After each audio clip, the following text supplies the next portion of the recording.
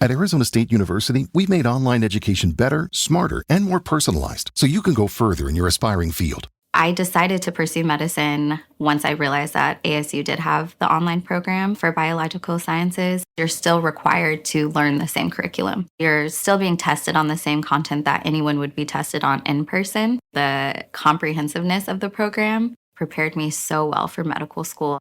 Explore over 350 plus programs at asuonline.asu.edu. Good afternoon. You're listening to the Mother's Justice Show on 1150 AM KKNW. I'm your host, Reverend Walden. It's my joy to be on the air.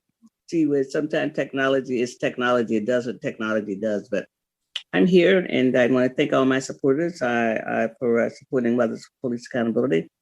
For Mother's Justice Show. And also, this weekend was so busy in Seattle. The only thing was missing this weekend was the Blue Angels flying over, not falling over, but flying over Seattle. And I want to bring my guest on to talk about all the excitement and all the wonderful things that happened this weekend. I mean, it was an incredible weekend. How you doing, Mr. Rye? You were part of planning both of those events. My goodness, you must be tired. Come and tell us all about it. Well, actually, both events kind of gave me an extra boost of power to do more things that I've been doing. But Saturday was the centennial celebration for Garfield High School. I want to give a shout out to the chair of that committee, which was Lynn Jaffe, 58 graduate, Dr. Carver Gayton, 56, Barney Harriett, 56, Pat Mouton, I think she was, she might have been in the 80s. She's younger than us. And Sheila Johnson, and there were quite a few other folks. Dick Lee was the consultant that put that whole thing together. And I always teased him because he went to Ballard. He and Hayward Evans were Beavers. When Hayward went there, he was the only Black Beaver in the school. He was in the busing program from High Point to Ballard. But Dick Lee did an outstanding job in doing all the facilitating of getting things set up, and you saw it yourself. It looks like to me, during the day, 4,000 or 5,000 people came through.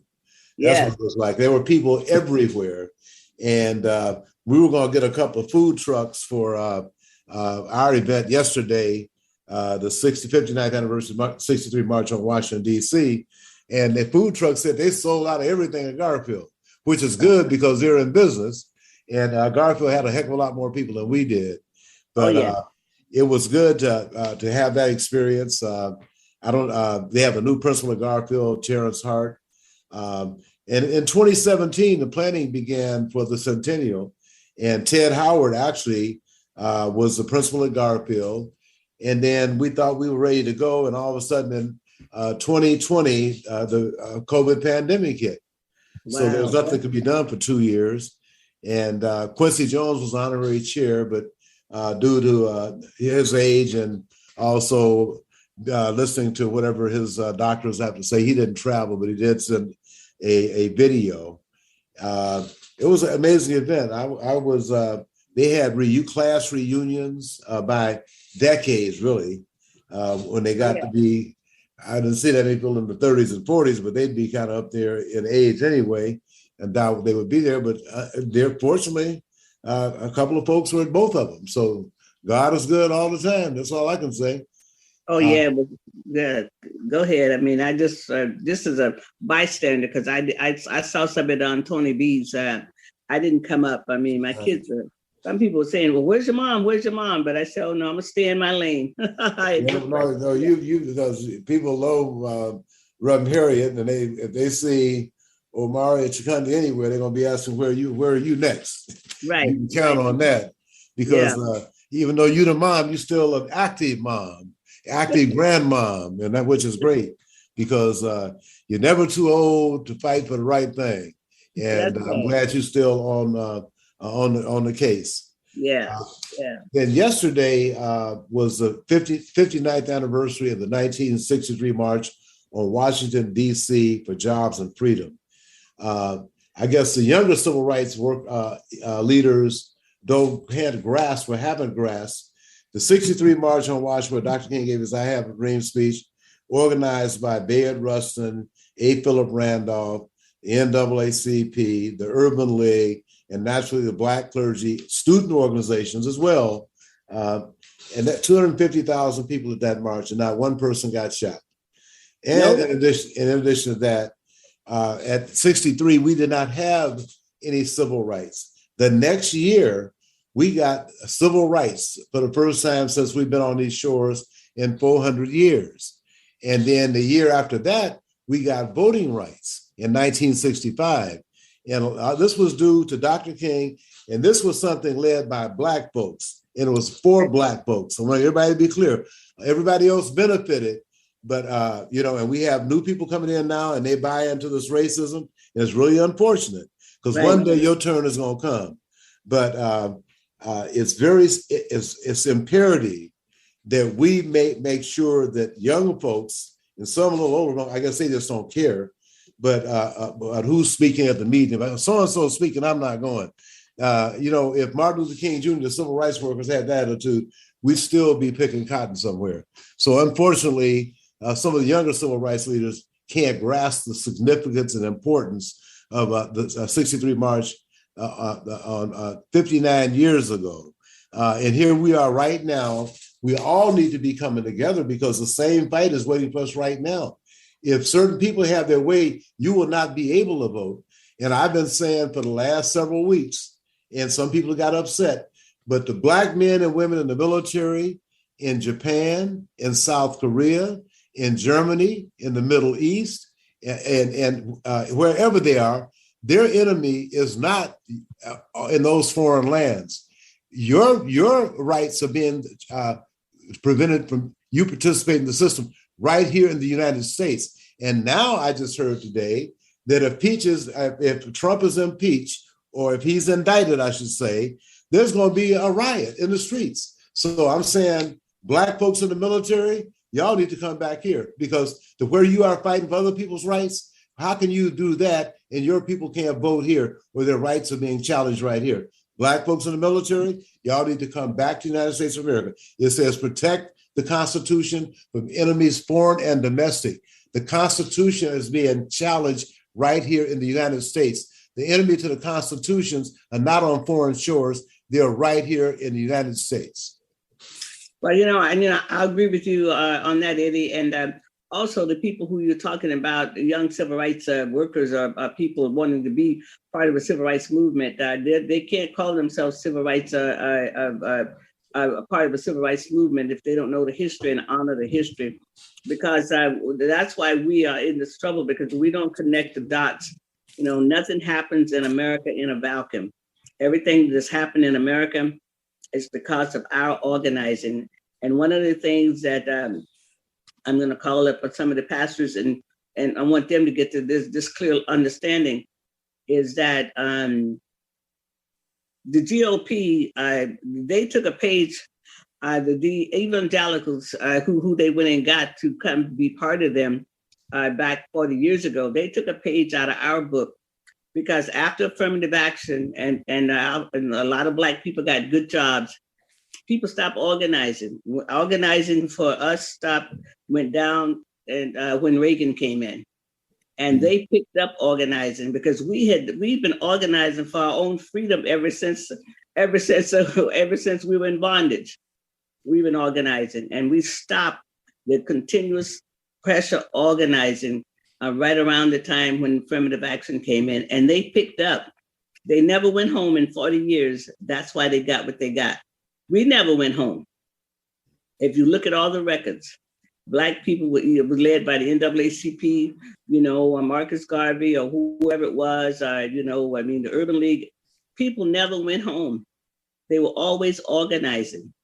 And so they got this because they took a page out of our book. And we need to teach that. We need to own that, and we need to get our organizing back up, because people got comfortable jobs, they got everything else, and these other people they wanted to win on principle, because they don't care if newborn babies don't have diapers. They just want them to be born. They don't care if the newborn babies' mothers don't have an apartment to live in. They won on principle, not on what's going to make America better. And we won on beyond principle. We won on what's going to make America better for us. But also, as you mentioned, other people came to America, and the people who were here, they benefited from it. And so some of the people benefited so much until they even wanted to go to court in later days to take away affirmative action because they said that, we didn't need it. And some of the same people who benefited from it on the end came and organized against us. So we need to understand the power of organizing. And this is what I tell people all the time about mothers. They say, why are you still out there? I say, because you always got to have somebody at the table. You got to always be able to say, hey, this is what's going on. We got to get people out. And that's what you do. And now we have to pass that to younger people, is that because you work for 2 years, all of a sudden you're going to come out of the legislature because you can't take it. Just think about it, Peggy Max, and let's think about it. And even Sam Smith, because yesterday you gave an award to our mayor in the name of a former city council member and state representative Sam Smith, right? Yes. Yes, we did. And we have awards named for people who have done things in our community. We had one for, we've had several awards named for prominent civil rights leaders, and primarily locally, like we've done one for Jerry Ware. Right. We've done one for a significant number of folks, but I just wanted to go back to yesterday and say that both Dow Constantine and Mayor Bruce Harrell did provide proclamations. And as you saw, State Senator Bob Hasagawa presented the award to his daughter, Senator Toshiko Hasagawa, Seattle Port Commissioner. And Toshiko was one of the members on the inaugural MLKCC committee. She and Dominique Stevens did a lot of the emceeing the first several events. Then Mayor Bruce Harrell spoke. You just mentioned he received an award. And then State Senator Claudia Kaufman received the Roberto Maestas Award. Yes. And that was presented by me because I was one of the people that occupied Beacon Hill School on behalf of El Centro de la Raza. And then later on, a few months later, I led the takeover of City Council in support of El Centro de la Raza. That picture is in there right now. Right. So Senator Representative Sharon Tomiko Santos, who I didn't find out until yesterday, was a cancer survivor. She presented the award to the Sierra Sisters founder, Bridget Hempstead, who was there. Mm-hmm. And Pastor Braxton gave an outstanding speech. Reverend Zachary Bruce got the inaugural Reverend Dr. Samuel Berry McKinney Clergy Leadership Award. And as you could see that he got 5 churches in the building, has made some very strategic moves in terms of being able to capitalize on his assets. And he does have a lot of people around all the time. We had several other speakers as well. But the most important thing is for our civil rights soldiers. Michelle Merriweather, the president and CEO of the Urban League Metropolitan Seattle, was honored. Let me tell you the rest of them before I get in some trouble. And we mentioned Claude Burfick, who is the first vice president of the NAACP. Right. He received the Bernie White Bear Living Legacy Award. It was presented both by Larry Brown, president of the Washington State Labor Council, and I brought Claudia Kaufman's husband down, Larry Cordier, who's Lakota Sioux, and they jointly presented the award to Claude Burfick, who is the first vice president of the NAACP. Then we also honored Tisha Marie Wozencroft. She got the Berlene Jones Advocacy Award. She is the founder of Legally Black over in Tacoma and Pierce County. And they've been doing some outstanding work and showing up for people who are being victimized. And they get there after the police leave or while they're there, and they won't leave until the people are safe. So those are the awardees. And I mentioned that Bruce here. We mentioned Bruce already. So and then Michelle Merriweather was the Edwin T. Pratt Award, Community Service Award. Right. Bridget Hempstead from Sierra Sisters was the Odessa Brown Humanitarian Award. And Toshiko Hasagawa got the Aki Karosa Public Servant Award. And I mentioned that Claudia got the Roberto, and then Claude got the Bernie White beer, which was presented by Larry Brown. So we know those folks were there, and some civil rights people who should have been there. Gabriel Prawl up from the A. Philip Randolph. Oh, yeah, Gabriel was there. Yeah, because A. Philip Randolph, and I told that story. I met A. Philip Randolph when I was 12 years old. My father was designated. His older brothers had their children in college. We were all in Shreveport, and all my cousins went to Southern. And they said, well, no, send Eddie because his kids are still in grade school, junior high school, so send him. And if anything happened to him, we can take care of his kids. Won't cost much. But anyway, so in 1950, my dad started coming up here. He had a room with the owners of the Madison Street Cafe, Terrell and Lloyd Martin. And I eventually got a job for them when I was in the 6th grade. And then the family moved up here in 1952. And the Brotherhood of Sleeping Car Porters was the only union a Black man could belong to in those days. So right. I just wanted to I mentioned that as well. And I told you the story about El Centro de la Raza, the involvement we had there. So overall, for Tony B to broadcast this, we also will have this available on the MLKCC website, along with all the people who stepped up to the plate to help us sponsor this event. So they can look forward to seeing that and hopefully hear as much of the program as they'd like on as soon as it's posted up on the website.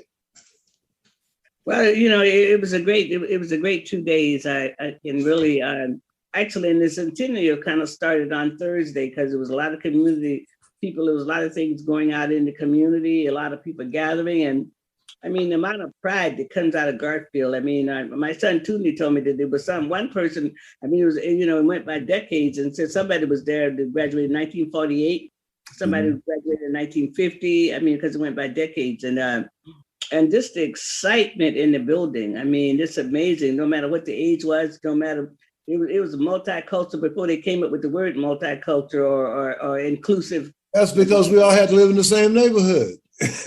Yeah. Japanese, Jewish folks, Black folks, a few Filipinos, and the Chinese community. And we had a working relationship with some of the Chinese restaurant owners would hire Black bands to play in their venue. And then back in those days, in the early 60s and stuff, late the 50s and 60s, we had the Birdland, which was on 21st and Madison, where the Safeway is, owned by the Mardi Gras owner, Wilmer Morgan. And right next to Morgan was Gideon's Drugstore on the 21st side. Oh, yeah, yes. And Dr. Joyner was next on the other side of the Mardi Gras. Right. And the Central Contracts Association back in the 60s used to meet at the Mardi Gras. Wow. Yeah. And Jim Takasaki was the treasurer. And he's also in Seattle had a lot to do with the forming of National Association of Minority Contractors. They organized it and had it in Oakland, California in 69. And the Panthers started out of Oakland, California in 68. And some other people got involved. I was one of the co-founders of the Washington chapter. So I went back on the board because people were making disparaging remarks about a historical Black organization. And some of the folks were not Black. A couple of them were. To have a president from Portland, Oregon, what does that look like? What does that say about the intellectual capacity and the expertise of Black folks who are Washington State citizens? So I did not support that at all. But anyway, folks started bad-mouthing and about the sister treasurer. It was ran the Minority Business Development Agency, and you go make these derogatory statements. So anyway, Grover Johnson out of Pierce County and Kitsap County, and Bob Armstead and myself came back on the board, and we're looking for Larry Sampson and Sean Vinson and some younger folks to come in and take our place, and so that we can maintain. It's a national organization. It has a Washington, D.C. office. I'll be back at the board meeting representing the Washington State chapter on the 13th and 14th of next month. And then 2 weeks after that is the Congressional Black Caucus annual legislative conference. So I'll be making both of those, God willing, because didn't make Tunica this year. They moved it down one weekend. And last Saturday, August 20th, was my sister Brenda's memorial service because she died during the pandemic. We never could put her away properly. Yeah. So she had a celebration of life. at the chapel at Lakeside School, where she was retired as a librarian from the upper school. Wow. Well, we've been doing a lot, and I give you my condolence on the passing of your sister. There's a lot of people that just now spring now before the end of summer, they're actually doing some celebration of life for their family members that passed away in the last 2 years. But and I know that you're doing a lot, and I appreciate the work. But I know last year, in the last couple of years, we talked about the Black Caucus looking at a designee for the descendants of the stolen ones or descendants of the enslaved human beings. So I don't know if that's still. I'm pushing it every time I talk to them. I'm pushing it because of the fact, folks been here 400 years. Matter of fact, America is a superpower economically because you had 250 years of free labor. That's right. From African descendants of the United States enslaved. So if you can take up legislation to make it right for everybody and everything else, it's a time to have a federal designation and a department in every federal agency ran by us, for us, a designation for right. African descendants of the United States enslaved. It's just that simple. We don't compete in no other thing with a whole bunch of other folks. Right. That's because right. We gave up 250 years of free labor. And that's then right. After the Civil War, during Reconstruction, we had over 1,100 Black elected officials, primarily down South.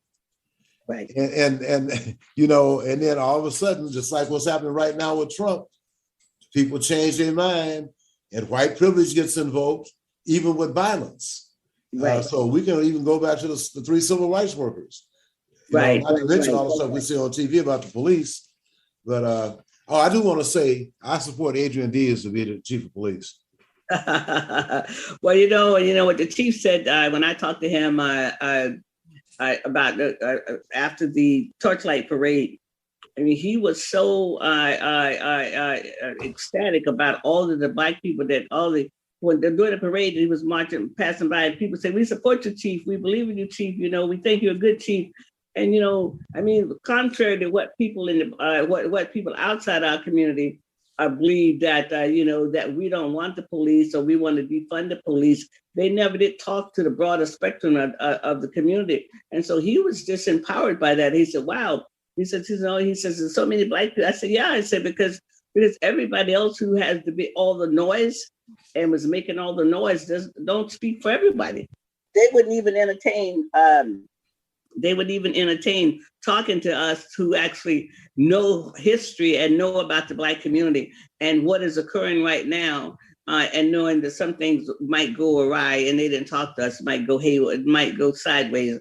So you're right about that. It's a lot of the chief has a lot of support out there in the community, and so he was really jazzed about that. So I appreciate what you said there. The Seattle, I think what is really strange is nobody takes any responsibility about what happened in Seattle.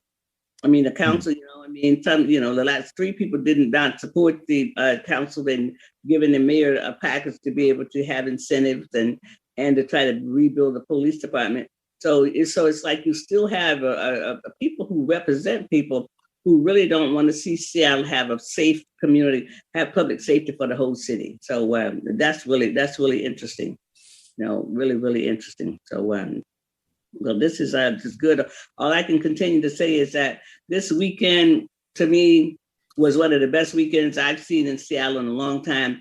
And I told my children, I say, the only thing you needed now was the Blue Angels. I mean, because you all really did jazz it up. I mean, to me, it was one of the most exciting things. And see the mayor over at Garfield, and he said, "I'm the mayor of Seattle, but hey, I'm a bulldog," and everybody just went. Yeah, well, he was in the doghouse. But I want to say that Seattle Police Fire Chief Harold Scoggins and Seattle Police Chief Adrian Diaz both were at the MLK Park yesterday for the 59th anniversary, the 1963 anniversary of the March on Washington, D.C. for Jobs and Justice.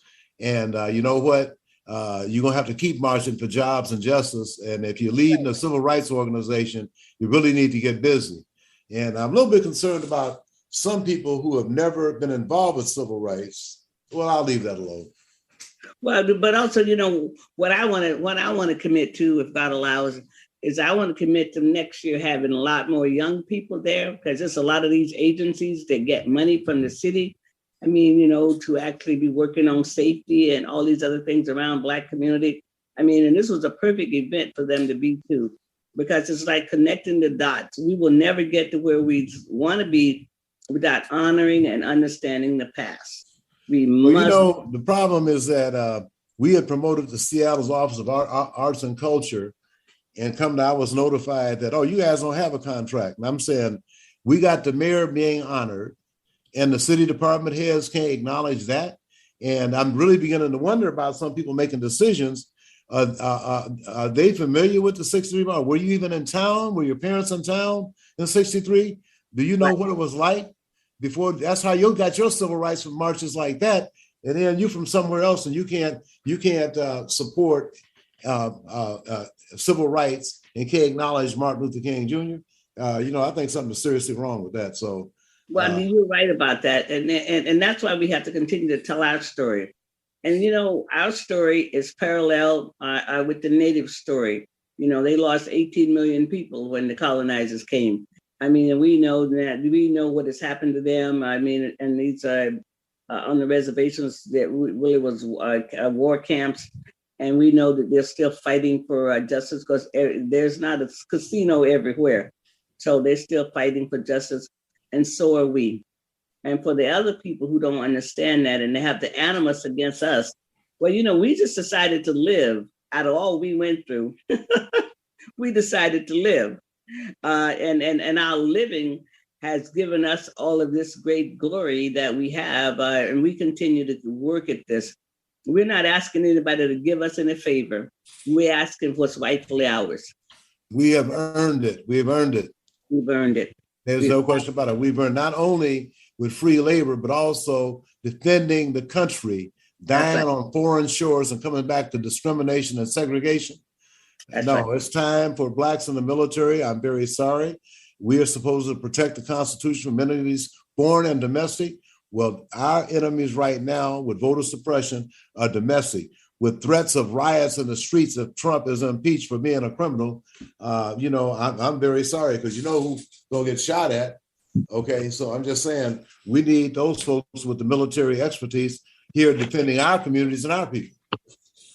Well, I tell you, I mean, for somebody who might wind up going down in history as a traitor to the United States Constitution, and then other people are saying that they want to be in the streets, well, then they're very much un-American.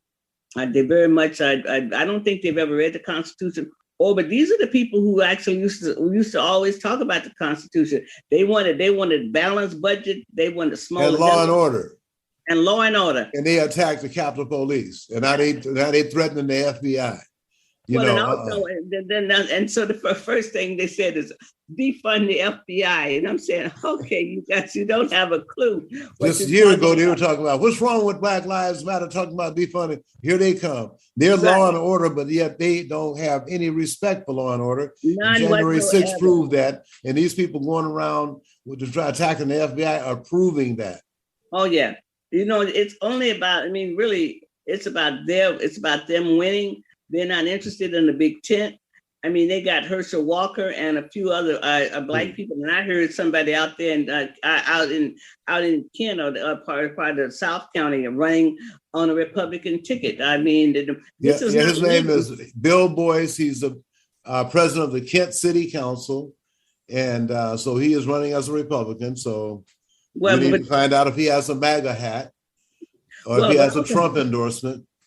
Well, but the other thing too is that this is not Lincoln's party anymore. Oh, not it's at all. It's not being the party of Lincoln a long time ago. So this is a new iteration of the Republican Party. It is not Lincoln's party. I mean, a lot of Black people keep coming out because they couldn't vote in the South as a Democrat. So some of those people was Republican, but that was part of the Lincoln's Republicans, and that day is gone. So it's going to be really interesting how people are going to stand up to this. But I know one thing: when you go to Washington, D.C., you're going to come back with information for us. And we're just going to be looking forward to see what we're going to have to be working on down in Olympia this year. I mean, next year, because we know that they're coming back around. People want to turn this state blue red. Yep. So I tell you, people better get out. Eastern Washington is red. There's no question about it. Yeah. So anyway, well, I'm so glad you were involved with the organizing, and we had a great weekend. And like yesterday was a great.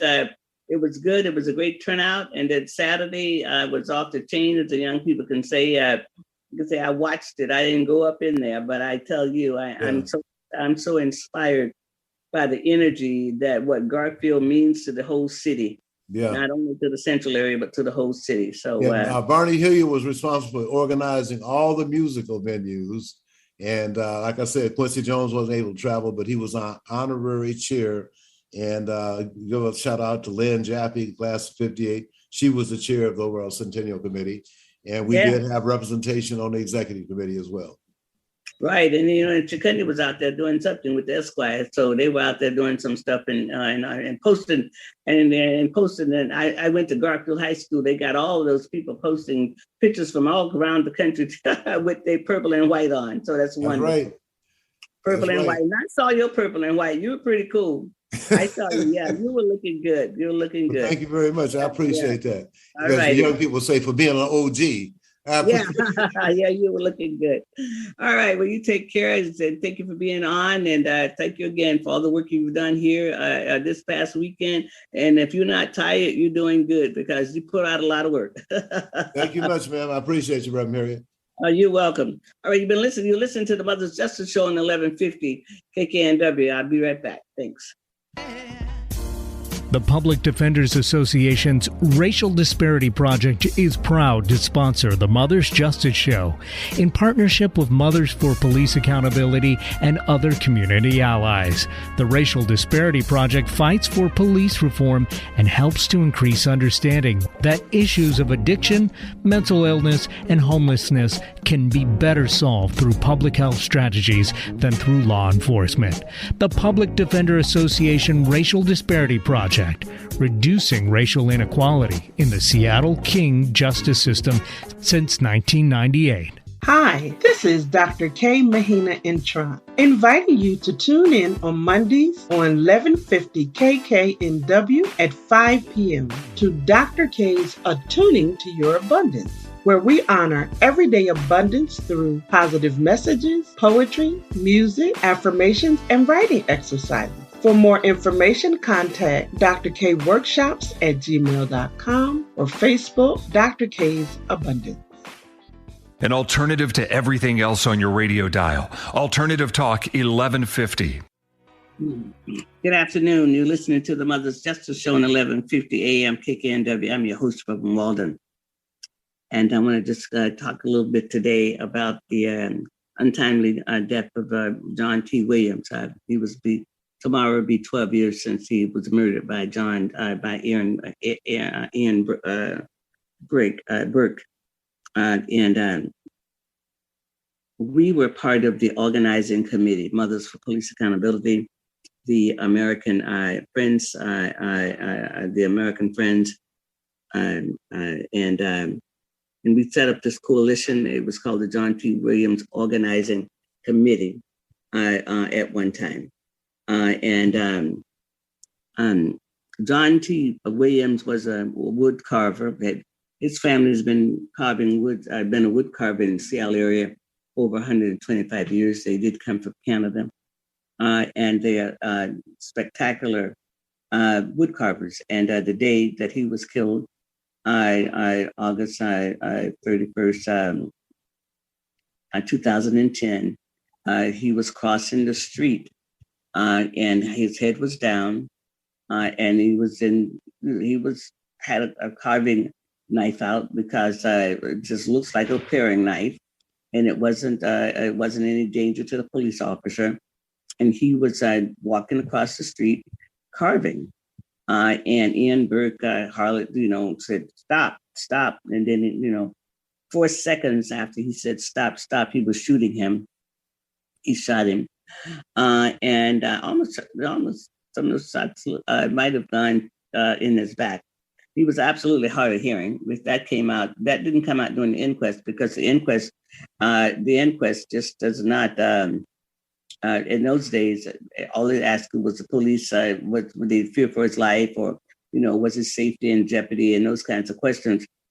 But also, what was so important about this case is that the deputy police, the deputy, the interim, no, not interim, but the deputy police chief, Nick Metz, came out and said the shooting already was justified. And then there were some witnesses, credible witnesses. One lady was a witness. One of the witnesses worked as a nurse at Harborview. And all these credible witnesses said, no, that's not true. He was just crossing the street. That's all John T. Williams was doing, just crossing the street. And he was an artist in his head, and so he was carving, and he was not a threat. And so, as a result of this untimely death, organizations came together. And one of the things that we did is that next 2 days after he was murdered, we, Mothers for Police Accountability, the American Friends Service, and other groups, we held our first press conference. And it was on a Friday. And that following Sunday, we met at Jay Hollingsworth's house on Beacon Hills. And then there was some Native people there that was helping with that. And then after that, we started the John T. Williams Coalition. And later that became the John T. Williams Organizer Committee. And what we did is that we worked together. I mean, we had just a tight coalition. We worked together to bring justice for John T. Williams. And the Native American community decided that they didn't want any violence. They were peaceful people. They marched downtown in silence. They came and took over the city council downstairs. They came into City Hall. It was very peaceful. And then it was one of the city council persons who was in charge of public safety did have had a public hearing, for the people to come and talk about what had happened. Native people, Native people. Other people stood behind Native people because Native people can speak for themselves. They didn't need other people speaking for them. They could absolutely speak for themselves, but we stood behind them. Mothers for Police Accountability, like I said, and then after that, part of this coalition going forward was the ACLU, MEDC. I was MEDC, the MEDC Coalition for Police Accountability. We reenacted that coalition. And that coalition worked tireless. I mean, we met every week from 2011, actually to 2013. I mean, because we worked, the goal was to eventually bring the DOJ to town. And if you think back to 2010, quite a few things happened. You had the shooting of John T. Williams. You had the punch that went around the country, around the world, of the young girl over by Franklin. She did not cross the bridge, the sky bridge that takes you across Rainier. And I asked one of the representatives that went to Franklin. She said, "Don't nobody cross her." I mean, she went to Franklin many years ago. She says, "Nobody ever uses the bridge. The kids run across the street. I did it when I was a teenager." And so the young girl got hit by the police. I mean, she hit him, and he hit her back with the full weight of what he could. And then there was a kick. A police officer had kicked a young African-American at one of the convenience stores. And so we had all of that going on in the summer, in the summer of 2010. And so people just came together, and we stayed on this. We did not leave the family alone. And then there was another group called Indian for Justice. And they were going around also empowering people to speak up and to be engaged and to stay involved with this. I mean, because number one, I think the sadness about this is that John had kind of like disappeared on some levels, and the family was kind of looking for him. And he had just come back to be with his family less than 6 weeks before he was shot by the police. And so that added to the sadness of this case of this shooting, and that the Tim Ford's office was involved as the attorney of note on this case, and it was a bad shooting. And what happened, what was really terrible about this case, we had asked Dan Satterberg to at least let the family know in advance if he was not going to file charges. And he didn't do that. And police and Chief Diaz allowed Ian Burke to quit before it was announced that it was an out of policy shooting. Okay. And so had it been, and so he was able to quit, consequently to go work someplace else. Because in those days, I mean, he was not decertified. And so that meant he was still able to go to another precinct, the district, jurisdictions and get a job. And one of the things that I like to say about McGinn, a lot of people said a lot of things about McGinn when he was the mayor.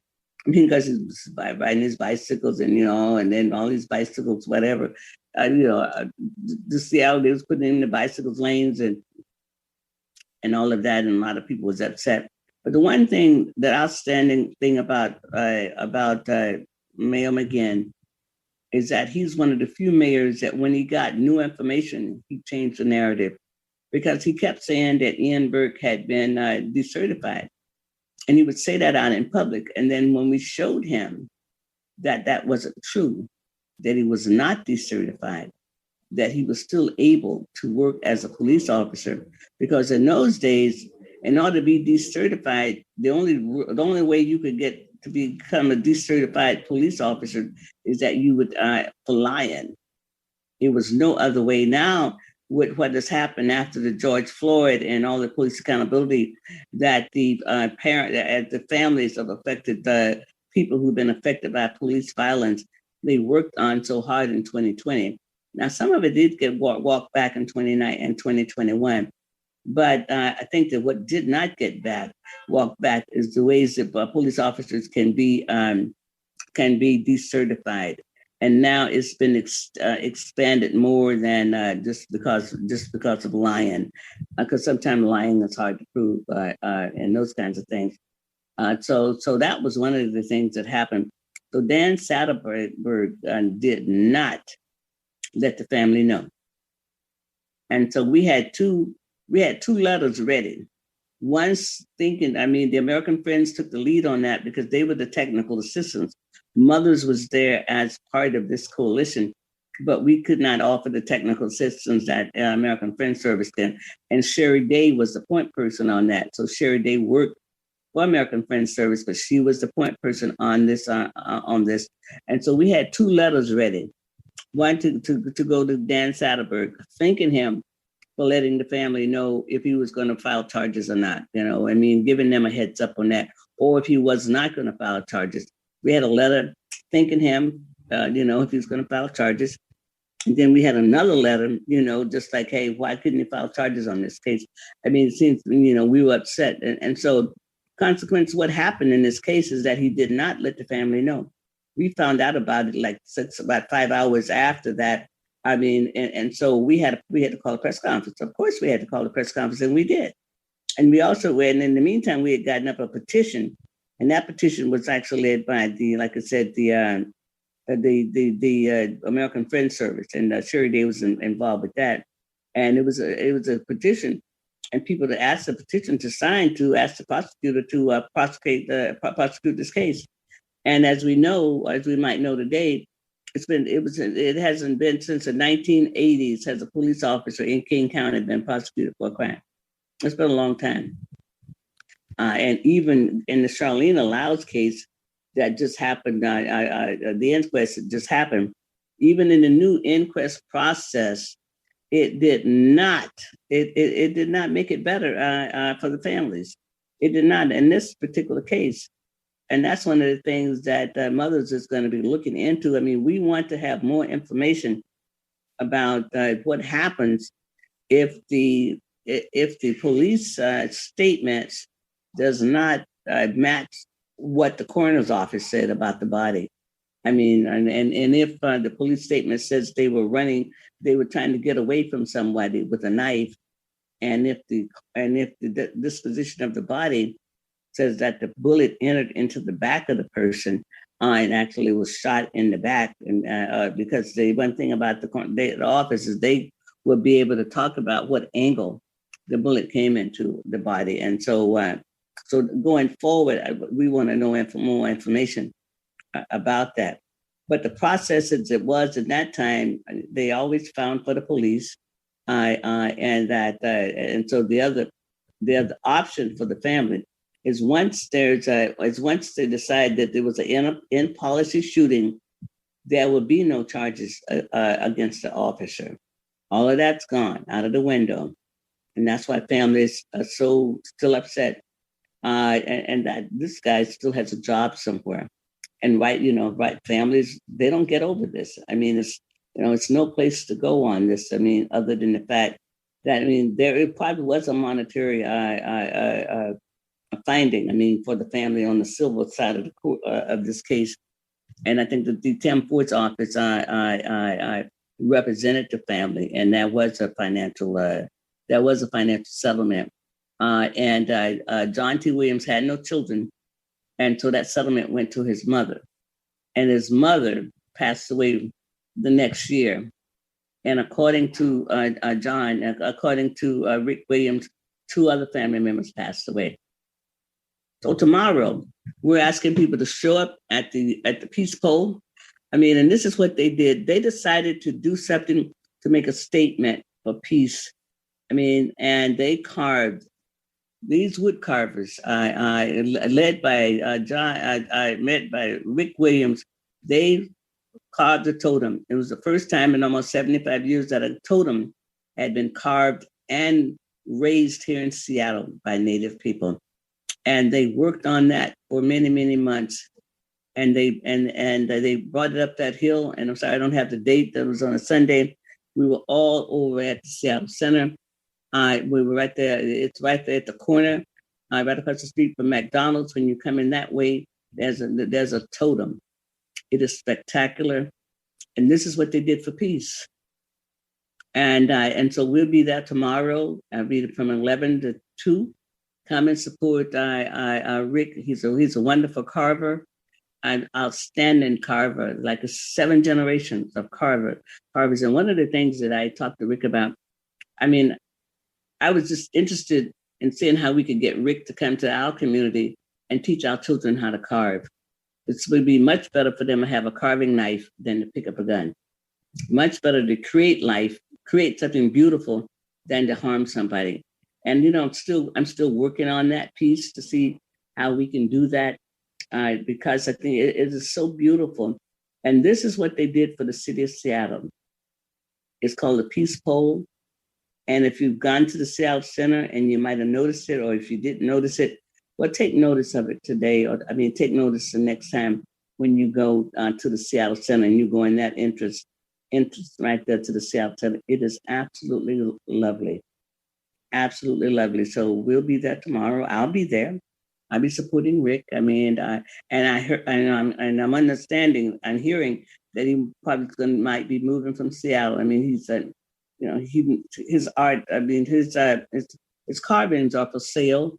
And so he'll have some work there tomorrow. And I'm hoping that people can come and be able to buy some of the art. And if you can't buy the art, maybe you can donate to Rick and just donate to his life and, pour something into him and thank him for keeping this memory alive. And it's been, it's been tough.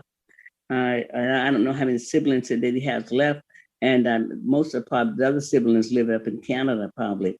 And so here, his son now is the 8th generation of carvers. He has taught his son the art of carving, and it's beautiful. And this is what we can do also. They came in peace. They didn't burn not one thing. They didn't break not one window at all, but they came in peace, and they made a big statement about peace. And that they didn't want anybody being hurt in John T.'s name. They didn't want anybody going to jail because they had harmed somebody or destroyed some property. They came in peace. And that peace was so loud, it was felt everywhere. It was so loud that they came in peace.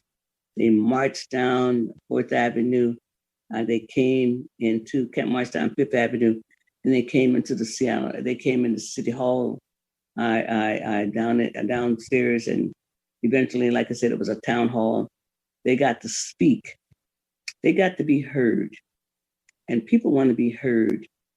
And also, like I said, there's a lot of organizing around this. There was a lot of speak outs up at Daybreak Star and the Seattle Club Chief Seattle Club downtown Seattle, down on 2nd Avenue. And also, I mean, under the good leadership of Carleen Eckelhawk, who's moved on to another position in the city now. I mean, in part of working with Native people, Native housing is being built there. I mean, Native people need housing, and so it's housing being built right there next to the Seattle Chief Seattle Club, and this is wonderful. Of course, a lot of Natives that's here homeless. Also, I mean, they come in from the res, and sometimes they need to leave the res because things are not always good there. But there's still a lot of discrimination against Native people. This is their land, and they never did. It is their land, and sometimes we have to recognize that and honor that. It's okay to honor the people who were here. I mean, and they're still here. They're not all gone. They're still here. And we want to be being part of that tomorrow. So again, it's tomorrow at the Peace Pole, right across the street from my McDonald's entrance of the Seattle Center there. We'll be there tomorrow from 11 to 2. Come and say hello to Rick. And if you never met Rick, just come, be there. Be in solidarity. We can be in solidarity with quietness, peacefulness. I mean, there's many ways, there's many paths to freedom. And they've demonstrated there's many paths to freedom. So again, I was part of the John T. Williams Organizing Committee. I want to give a big shout out to Jay Hollingsworth. He's keeping this committee going. We were all appointed out of this organizing. We were all appointed by McGinn to be part of the Community Police Commission. That's the DOJ did come to downtown. They found a pattern of practice of unconstitutional policing and some other things going on here. I'm running out of time, so I won't be able to talk about all of those. But our work brought the DOJ to town, and they're still here. They haven't finished yet. I guess they'll soon be going. I'm not sure yet. But listen, come tomorrow. Come to Seattle Center. Let me see you there tomorrow from 11 to 2 at the Peace Totem to support Rick Williams. Thank you so much for listening to the Mother's Justice Show. I'm your host, Reverend Walden. I want you to have a good holiday weekend, and I'll be back the second Monday in September. So school is, look out for the children now, and make sure you look out for them and to keep them safe, because we need the children. All right, take care, and I'll be talking to you soon. This is Reverend Walden.